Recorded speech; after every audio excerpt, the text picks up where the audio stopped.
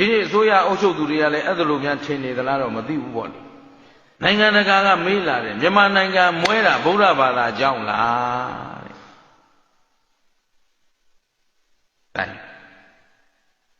ဟုတ်လားမဟုတ်ဘူးတော့ပြောမွဲတော့မွဲနေတာပဲဟမ်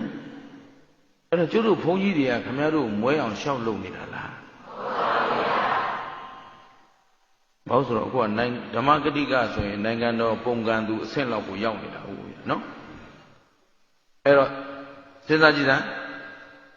ဗုဒ္ဓဘာသာကြောင့်မြန်မာနိုင်ငံမွဲနေတာလား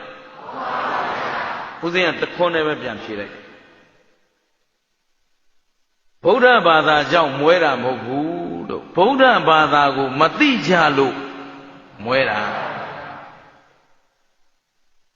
ရှင်းမလားဗုဒ္ဓဘာသာနိုင်ငံကြီးလို့အားလုံးထင်ထားကြတာဒါပေမဲ့တကယ်မေးကြည့်တော့အခုဂဂနနသိကြသလားဆိုတော့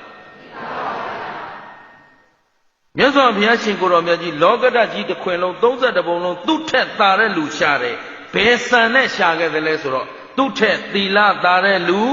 သမာဓိသာတဲ့လူပညာသာတဲ့လူပြန်ပြော